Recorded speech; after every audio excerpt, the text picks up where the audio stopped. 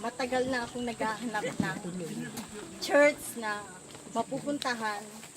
Pero sa totoo lang po, nung nag-church po ako sa inyo, doon ko po naramdaman yung kung paano kayo.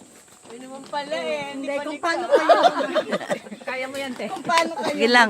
mag-preach. Tuloy lang, push. Kung paano po Push mo yan, push. sa Nagrema sa ano mo. ganun po. Kaya lang po minsan, sa totoo lang po, bilang tao, may mga bagay po tayo na nakikita na bakit ganon.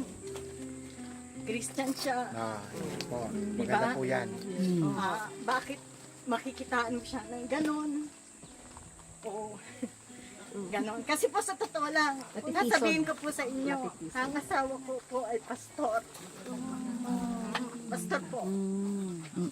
Pastor yung asawa niya.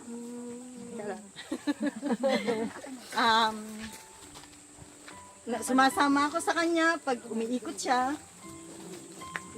Pero simula po nung nagsama kami, naging Christian po ako nung nakilala ko siya. So, siya ang naglagay. Kasi dati po Catholic ako. Ako po'y ano din sa Catholic. Yung nag-ano sa Catholic. Pero ang ano ko, hindi ako marunong magdasal nung dasal ng Catholic, kundi sarili kong dasal. Yun ang pinagtataka ko. So, nung nakapag-asawa ko, Christian sila. Family nila Christian. Kumbaga, nagising siya bilang Christian, pinanganak siya bilang Christian. So, yun po yung nanligaw siya sa akin, natuto ako mag-Bible. Pagka hindi niya po ako nakitang nag-Bible, nagagagal siya sa akin hanggang sa naging mag-asawa na kami, hanggang sa nag-aral siya, naging pastor siya. Kaya lang po, yung sa pamumuhay niya bilang pastor, hindi siya karapat-dapat kasi bilang pastor, tagapagturo siya, dapat po, isinasabuhay mo. Amen. Kaya po nung sa pamilya niya, hindi niya alam pag ano niyang handle yung pamilya niya kasi hindi siya nagsuporta sa akin eh. Kulang talaga.